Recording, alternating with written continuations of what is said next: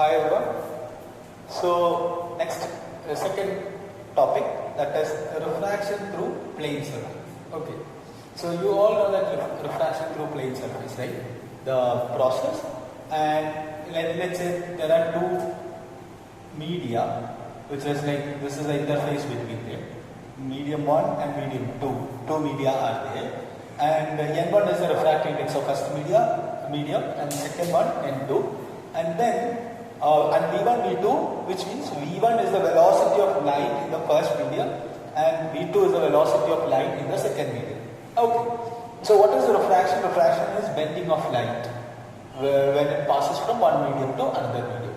So my question is, listen, all of you listen. My question is, so how we can determine, or I have already taught you this, like how we can determine this N1 and N2.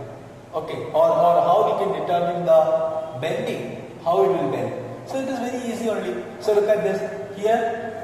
This is suppose this is like denser medium. So that is N1 is greater than N2. That is, this is denser and this is rarer. So rarer and denser. So N1 is greater than N2. Then dr, denser dra, denser to rarer, away from the normal. It will go away from the normal. Okay. And what about rarer to denser? If it is rarer and this is denser, which means N1 is less than N2, then RDT. Okay, so DRA and RDT. Either one you just remember. DRA means denser to rarer, away from the normal. RDT, rarer to denser, towards the normal. Just like this, towards the normal. Okay, and we know that N is equal to refractive index is equal to V1 by V2 or N2 by N1. Which is equal to, so N is equal to N2 by N1, N2 by N1. So we can write it as N21, or we also write it as N21. We also write it as N21. You can all write in any ways.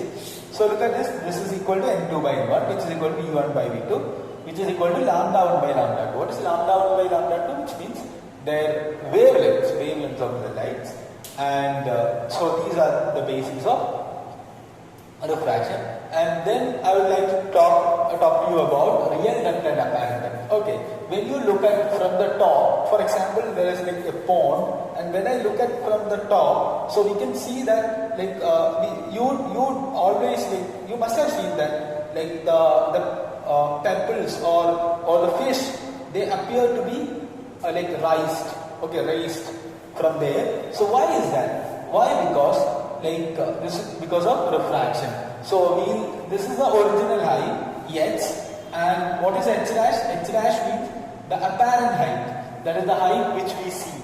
Okay. So then we have to find out real depth and the relation connecting real depth and apparent depth. So you have studied N is equal to real depth by apparent depth. Refractive index is equal to real depth by apparent depth. Refractive index means N2 by N1. Okay, so usually if this is air refractive index N1 is equal to 1. So that is why they are giving N. So it's actually N2 by N1. N2 by N1. So it will be apparently N2. N2 means the refractive index of second medium.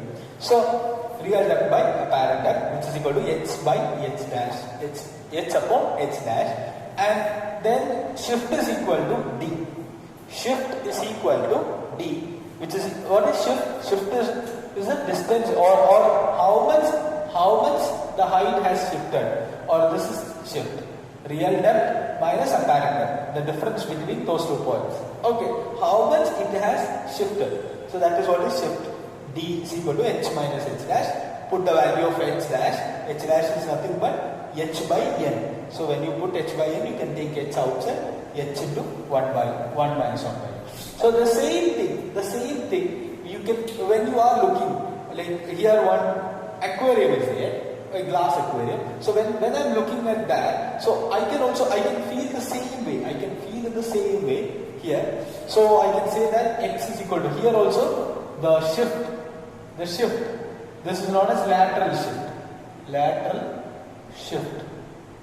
So the lateral shift would be x is equal to t into 1 minus 1 by n. T into 1 minus 1 by n. Okay. So this is like from top to bottom. So the shift will be this, and this will be lateral shift. So when you look at like in a normal way. Okay. So this is what is about real and apparent depth. And then one more topic is there, TIR, total internal reflection. You all know what is total internal reflection. Usually when a light ray passes from one medium to another medium, it will bend, right? It will penetrate and it will bend. It will refract. Simply we can say it will get refracted. So my question is, like, if the incident angle is like if the incident angle value is a special angle or some particular value, then what will happen? The ray will grade on the interface. Okay, so that phenomenon is known as total internal reflection. If the angle of incidence is more than that angle, that particular angle, then what will happen? Reflection will happen. The light will come back to the same medium, or light will bounce back to the same medium. That is known as total internal reflection. And what is the relation? So this angle, that particular angle in which like light will grate on the interface, that is known as critical angle. So what is the relation? Critical angle? Critical angle n is equal to 1 upon sine c. So 1 upon sine c, that is the critical angle relation, or you can say that sine c is equal to 1 by n. Sine c is equal to 1 by n. And also we all know that, look at this. So n2 by n1 is equal to lambda 1 by lambda. That means lambda is proportional to 1 by n, or n is proportional to 1 by lambda. So you can say that lambda r is greater than lambda 1. Like, that is obvious, right? So because you must have studied in electromagnetic waves, that is lambda r, the wavelength of red light is greater than wavelength of violet, and frequency is just opposite. So then critical angle CR will be greater than CV. So this might be a question.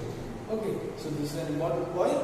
Critical angle of red light will be greater than critical angle of violet. Okay.